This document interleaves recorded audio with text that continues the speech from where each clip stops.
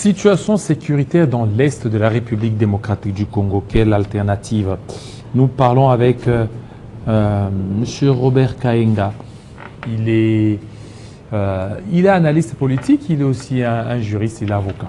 Mais ici, on le reçoit en tant que juriste, pas en tant qu'avocat. Maître, bienvenue. Merci. Merci Jean-David. Et ça fait longtemps que vous n'êtes pas passé sur nos plateaux. Oui, c'est vrai. Je ne sais pas pourquoi, mais quand vous m'avez invité, me voici, je suis là. Voilà, effectivement. Alors, vous êtes là parce qu'il y a une cause qui est juste aujourd'hui, c'est la situation sécuritaire dans l'Est qui continue beaucoup plus à inquiéter. Aujourd'hui, il y a plusieurs pistes sur la table du chef de l'État. Soit la guerre, soit mener des négociations en interne, telles que l'initiative de la CENCO, ou soit la voie diplomatique par les processus de Nairobi et les processus aussi de Luanda. Alors vous, en tant qu'analyste, quelle est votre analyse, faites-vous? Je pense que tous les procédés sont équivalents. Et il n'y a pas ce qui exclut l'un et l'autre. C'est-à-dire que c'est vrai, à l'état actuel, négocier, ça met le chef de l'État dans une position vraiment de faiblesse. Parce que il y a des compatriotes qui sont morts. Je crois qu'il est le seul, par rapport aux autres groupes militaires, qui ressentent cette peine d'être un président de la République et de voir ses compatriotes se faire massacrer, alors que vous avez l'obligation constitutionnelle de le protéger. Je crois que ça les met dans une situation un peu difficile. Mais vous savez, en latin on dit « qui vis pacem parabellum », qui veut la paix prépare la guerre. Je crois qu'en même temps que nous allons négocier, on va faire comme l'ANC en Afrique du Sud. Ils négociaient et puis ils avaient aussi une branche armée. Donc il n'est pas exclu aussi que pendant ces négociations, que nous puissions aussi mettre en place, envisager l'aspect militaire, parce que ça sera au finish, si on n'arrive pas à s'entendre sur le plan du dialogue, c'est la guerre qui va rester, celui qui sera fort imposera les règles des jeux. Donc il va falloir qu'on se prépare sur tous les fronts. Mais parce qu'il y a des Congolais qui meurent, je pense qu'il faut privilégier l'aspect diplomatique et aussi privilégier l'aspect du dialogue. Je voudrais ici souligner, peut-être de par ma compréhension, le chef de l'État n'a jamais exclu les dialogues. Il n'a jamais exclu le dialogue. Je pense que même quand il a reçu les prélats catholiques, il leur a dit, je suppose qu'il n'a pas dit « je suis contre le dialogue ». Parce que s'il l'aurait dit, les autres nous pouvaient le dire aussi à la sortie de la réunion pour dire « voilà, le chef de l'État n'est pas d'accord ». Et dans tout le cas, nous sommes des Africains. Le dialogue, c'est notre modus vivendi. Notre manière de vivre reste le dialogue. Maintenant, nous allons dialoguer autour de quoi? Nous allons dialoguer quels seront les termes de référence dans ce dialogue. Et dialoguer avec qui? Et dialoguer avec qui? Ça, c'est une question fondamentale. C'est une question que nous voudrions nous poser la question. Est-ce que c'est un dialogue entre Congolais? Est-ce que les Congolais vont se parler? Or, la réalité sur le terrain atteste à suffisance de preuves que ce ne sont pas les Congolais qui sont derrière cette guerre. Et c'est discuter avec les Congolais qui sont derrière. Parce que Nanga, il est parti il n'y a pas trop longtemps. Il a recruté quand? Les militaires. Et il a formé l'armée quand? Où a-t-il eu les moyens pour commander les armes qu'ils ont, les armes sophistiquées? Donc, c'est sûr qu'il y a des gens qui sont derrière une machine qui les porte. Est-ce qu'il faudra-t-il discuter avec Nanga, qui est un patin, ou il faudra discuter avec les véritables personnes qui sont derrière Nanga? Et s'ils veulent discuter, parce que Nanga n'a pas compéti lors des élections de 2023, ni moins de 2018, parce qu'il était l'arbitre. Alors, quelle est sa frustration en réalité? Qu'est-ce qu'il reprocherait au régime? Parce que lui n'était qu'un arbitre du match.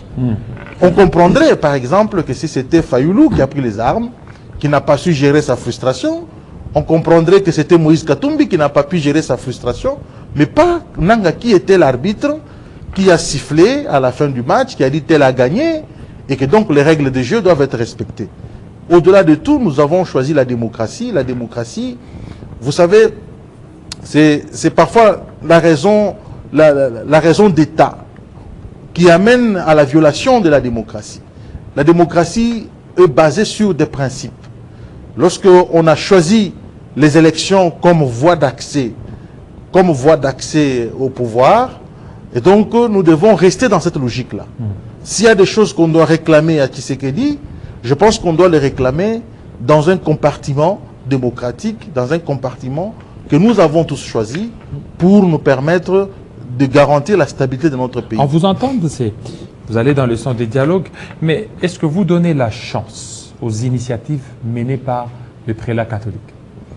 Bon, personnellement, je voudrais donner mon avis, ce qui n'engage pas la famille politique, l'Union sacrée.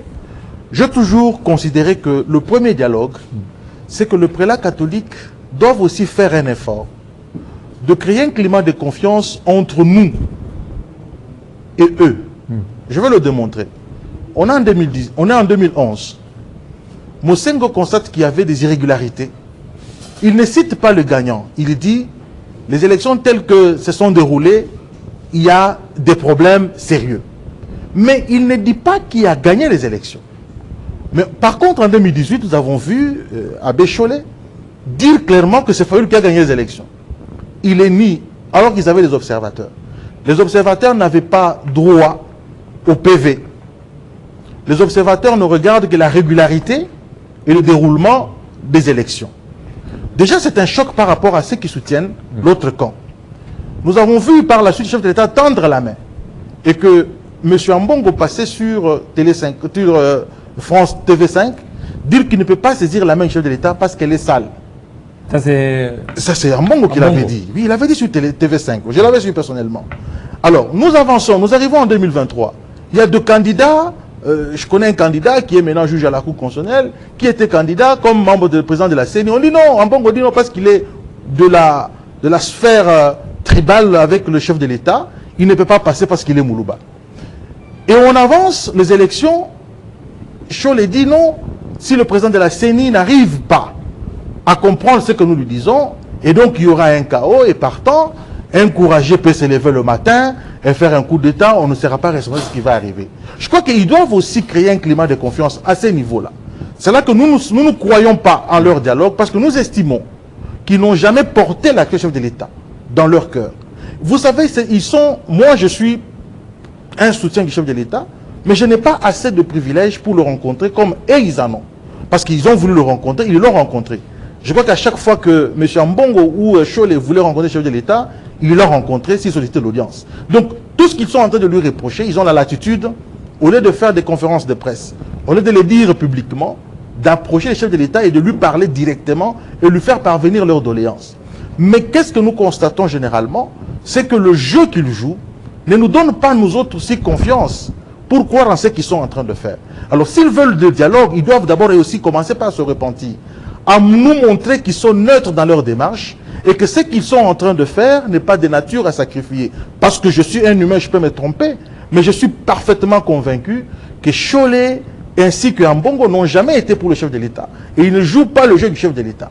Parce que été neutres, non, ils n'ont jamais été neutres. Vous avez suivi un groupe des autres membres des églises qui disent qu'ils ont fait une déclaration, j'ai oublié le nom de ce pasteur-là, ils ont dit clairement que ce que Cholet dit, ils sont en train de préparer, c'est pour le prochain chef de l'État. J'ai oublié un aspect. En 2023, Cholet parlait de l'alternance, alors que il n'y avait pas encore eu élection. Il parlait déjà de l'alternance, il voyait déjà que c'était dans le passé, en 2023. Donc, moi je pense que nous pouvons, on n'est pas contre le dialogue. On n'est pas contre la démarche qu'ils sont en train de faire. Parce que moi, je suis chrétien, la Bible vous dit, tant que cela dépend de vous, soyez en paix avec tout le monde. Donc, si cette démarche nous amène dans la paix, on ne peut pas refuser. Mais les personnes, les animateurs de cette démarche, doivent cesser un peu d'arrogance, considérer que ceux qui gèrent au quotidien, ou ceux qui soutiennent les chefs de l'État, sont des Congolais, qu'ils doivent aussi respecter, et respecter leur point de vue aussi, ne pas voir seulement le point de vue. Vous savez, monseigneur, comment on l'appelle, cardinal Ambongo, il est allé plus loin pour dire que voilà ceux qui sont allés dans la rébellion, c'est de frustration, parce qu'il il a même qualifié le Congo du gâteau, et que le partage n'était pas bon, et que ça justifiait la frustration des autres. Donc on ne peut pas justifier un enfant qui va prendre les armes pour tuer ses frères, parce que le gâteau n'a pas été protégé, bien réparti. je vous ai dit et je vous rappelle que Nanga n'était pas dans la compétition. C'était un arbitre. Donc l'arbitre ne peut pas se dire, voilà, Lionel Messi a gagné plus d'argent que moi, ou Lionel Messi a... Non, c'est celui qui a arbitré le match. Après le match, il a fait son travail. Et que donc, tous ces actes-là, énumérés par moi, attestent à suffisance de preuves que les prélats catholiques qui ont aujourd'hui, qui se sont levés pour ce dialogue, ont aussi un problème de nous convaincre, nous, qu'ils aiment réellement les chefs de l'État et qu'ils nous aiment aussi, nous qui les soutenons. Parce que nous avons comme impression... Mais là, si aujourd'hui ils essaient de vous convaincre, vous ne voyez pas qu'ils risquent maintenant de quitter leur stade-là de neutralité parce qu'ils doivent montrer qu'ils sont neutres. Non, il faut qu'ils montrent qu'ils soient quand même crédibles. Parce qu'aujourd'hui, ils ont été rejoints. Il y a les églises des réveils qui sont allés voir le chef de l'État. Et le chef d'État leur a dit qu'il était ouvert à tout dialogue, mais de voir Cholet. Mais de l'autre côté, en face, il y a des pasteurs qui sont là, mais il y aurait un problème de crédibilité par rapport à ça. Non, mais c'est ce que j'ai dit. Si le reproche aux autres de la crédibilité, nous aussi, nous pensons qu'ils sont peu crédibles dans leur démarche. Tout ce que je vous ai évoqué comme fait atteste qu'ils n'ont pas la considération vis-à-vis des électeurs qui ont réélu les chefs de l'État. Parce qu'il faut aussi reconnaître, et c'est vrai, aujourd'hui on voit peut-être la propension du M23, mais on n'est pas en 97. On n'est pas en 97, et puis vous vous rendrez compte, depuis 96, jusqu'aujourd'hui, aucune rébellion n'a pu prendre tout le Congo. Parce que même en 98, Mbemba a occupé une partie, l'RCD une partie, le pays était émietté.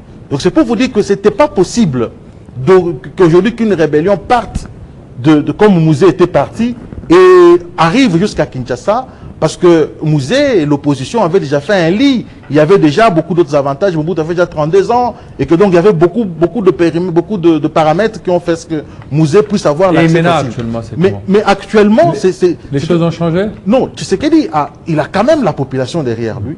Il a quand même des Congolais qui les soutiennent.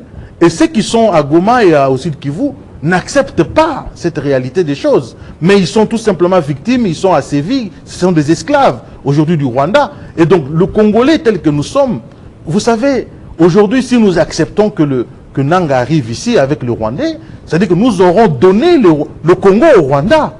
Je crois que c'est une erreur que nous n'allons pas accepter. Vous savez aujourd'hui, Kagame ne va pas se laisser duper, parce qu'à la première fois Mouzé l'avait dupé.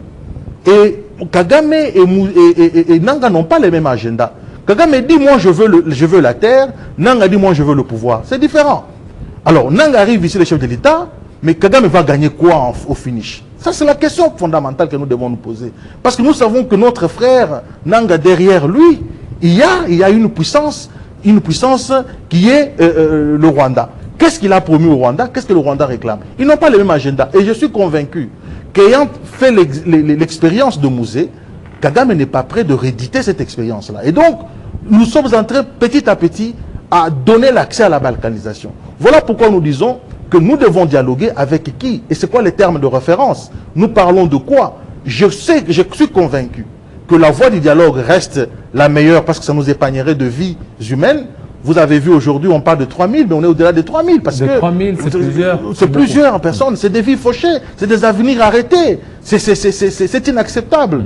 Donc si nous pouvons, par le dialogue, sauver ça, je ne suis pas opposé. Mais je voudrais quand même interpeller ceux qui sont à la manœuvre de ce dialogue, notamment le dialogue interne, pour leur dire qu'ils doivent faire preuve d'une certaine neutralité, parce que nous estimons. Personnellement, je reproche à Ambong des choses d'être...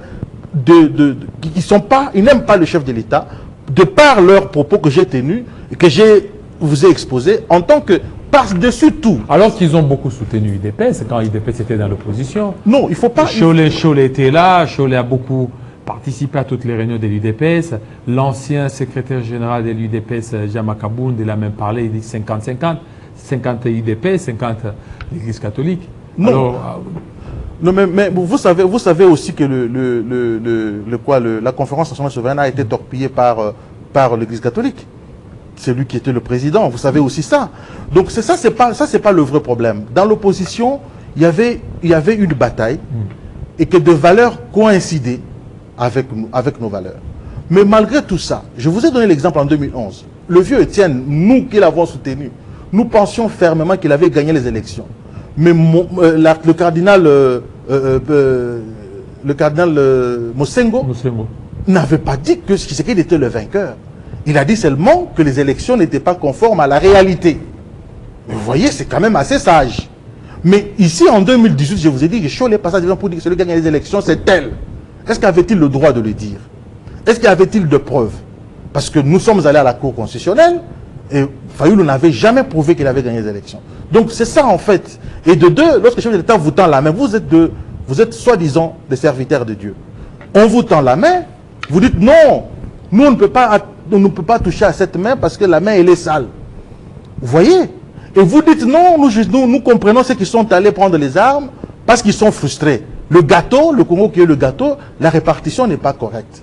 Est-ce que c'est des faits-là qui nous font dire, nous aussi, ou nous donnent des réserves sur leur démarche, sur l'issue de leur démarche? Est-ce qu'ils le font pour le bien du Congo ou ils veulent voir Félix partir? D'autant plus qu'un groupe de pasteurs est passé, il a fait une déclaration pour dire que Cholet a déclaré que les consultants qui sont en train de faire, c'est pour préparer la sortie honorifique du chef de l'État et que c'est pour le prochain chef de l'État qu'ils sont en train de le faire. Et donc tout ça, ce sont des choses qui nous mettent aussi mal à l'aise. Je crois que s'ils veulent le dialogue, ils doivent aussi nous considérer et nous donner confiance. Faire confiance à l'UDPS, il y a des gens qui parlent. Ceux qui insultent les chefs de l'État sont beaucoup plus nombreux que ceux qui insultent à l'UDPS ou ailleurs ou dans d'autres, les gens qui insultent les prélats. Donc ils doivent aussi comprendre qu'il y a toujours les brebis égarées dans chaque famille et que donc ce n'est pas à cause de ça qu'ils doivent entretenir la haine viscérale contre le chef de l'État ou contre ceux qui les soutiennent. Donc ils doivent aussi comprendre que ceux qui les soutiennent, c'est des personnes avec qui ils peuvent dialoguer. S'ils peuvent aller dialoguer les gens qui tuent, comme pour cette raison Kabouya qui n'a pas tué, qui n'a pas versé le sang. Donc s'ils peuvent aller saluer la main de Nanga par exemple, alors qu'il y avait 3000 cadavres sur la terre, qui jonchent encore jusqu'à présent, ils peuvent même rigoler avec lui. Je pense qu'ils ont même pris un verre, ou ils ont bu de l'eau avec Nanga. Ce qui est inconcevable à l'état actuel. Alors, donc, ils ne peuvent pas refuser de dialoguer avec lui. On a vu les prélats consulter le président Kenya, Ruto, les présidents rwandais, Kagame. Est-ce que nous allons dans les processus de Luanda? Voilà, c'est ça la démarche. Est-ce qu'ils ont reçu mandat de faire le dialogue avec d'autres chefs d'État? C'est ça le problème. Ils sont allés le voir parce qu'ils pensent que c'est eux le problème. Comment le Kenya devient un problème pour la RDC? Parce que les Kenyans seraient impliqués dans les processus de Nairobi. Oui, mais nous savons que l'AFC a été créé au Kenya. Ça, c'est un élément important. L'AFC de Nanga a fait sa sortie au Kenya. Tout comme aussi le chef d'État et Vital Kamerhe, ils ont fait leur pacte au Kenya. Oui, mais ce n'était pas le pacte de subversion. Ce n'était pas le pacte de renversement des institutions démocratiquement établies. C'était une entente pour venir conquérir le pouvoir de manière démocratique et en respectant la Constitution. Mais que lorsque vous faites développer une rébellion chez vous, et donc il y a un problème. Moi, ce que je voudrais aussi dire au chef de l'État, c'est que il faut que l'on comprenne que le Congo n'a jamais eu d'amis. Et en fait, aussi, c'est un principe élémentaire du droit international, où entre les États, il n'y a que les intérêts qui priment. Entre les États, il n'y a pas l'amour parfait. Mais ce que nous voulons, c'est que l'on comprenne que la démarche des prélats aujourd'hui, ils vont voir les chefs d'État, est-ce qu'ils vont les amener pour dialoguer avec nous? C'est quoi la démarche aujourd'hui? Ou c'est un excès des ailes?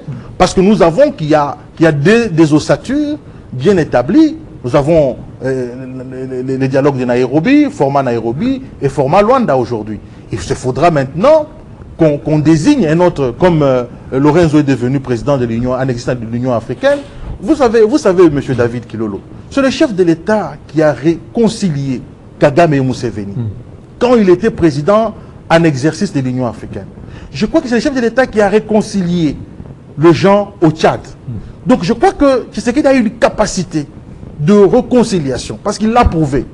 Mais aujourd'hui, ce que nous constatons, c'est qu'il faut trouver quelqu'un avec ce genre de compétences. Parce que Museveni, c'est que ça tirait à boulet rouge. C'est Tshisekedi qui les a amenés à la table de négociation. Malheureusement, et c'est ce que je dis, est-ce que c'est la malchance qu'il a, que tous les gens avec qui il est en train de manger... Mais il demande à ceux qui négocient avec le M23. Non, nous n'avons, je le dis, que le chef de l'État a le suivre. Je n'ai pas discuté avec lui directement, mais à le suivre, je suis convaincu qu'il n'a jamais refusé le dialogue. Oui, mais il n'a jamais refusé le dialogue. Avec l'M23. pas avec l'M23. Il a dit que le M23, c'est version Nairobi. Luanda, c'est la discussion entre le Rwanda et nous. C'est ça en fait, le dialogue. Mais le M23 dit non, nous on ne va pas être dans ce dialogue format Nairobi. Nous voulons discuter directement avec la RDC. Tous les groupes armés doivent aller dans le processus de Nairobi et que le processus de Luanda, c'est entre la RDC et le Rwanda. Donc c'est ça le format. Maintenant, faudra-t-il, parce que la SADC, elle est assez, ils ont dit il faut fusionner les deux. Alors maintenant, si on fusionne les deux, je crois qu'il y aura la possibilité maintenant qu'on se retrouve autour d'une table avec les États et des structures non étatiques qu'on va peut-être revêtir d'une qualité internationale et pour nous permettre d'échanger avec eux. Donc dans tout le cas, moi personnellement, je ne suis pas opposé au dialogue. Même le dialogue initié par la SENCO, mais je dis tout simplement qu'il va falloir que les prélats catholiques sachent aussi que ceux qui soutiennent les chefs de l'État, c'est leur droit. Et qu'ils ne doivent pas considérer les chefs de l'État et qu'ils nous déclarent leur sincérité, leur démarche, que nous puissions trouver dans leur démarche une certaine sincérité, une certaine garantie de la sincérité. Parce que nous avons vu, depuis que Tshisekedi est au pouvoir, ils ont tenu un langage qui va même au-delà de la subversion, un langage qui préparait un lit à quelque chose. Et voilà pourquoi on n'est pas très chaud par rapport à ça. Est-ce que l'issue, toujours, ça sera le partage de postes, le partage de pouvoir, l'issue de ce dialogue, de ce prétendu ou présumé dialogue? Oui, je crois que c'est ça. On va encore faire marche arrière. Je crois que ça c'est très dangereux ce cas. On va encore revenir au processus 1+4. On va encore revenir, c'est-à-dire qu'on va faire un recul d'il y a 20 ans. Donc on va encore revenir à la case du départ. On n'aura pas avancé. Parce que ce qui est important aujourd'hui, c'est que Tshisekedi reste un humain, il va partir. Et que donc, d'ici 2028, il termine son mandat. S'il a mal géré,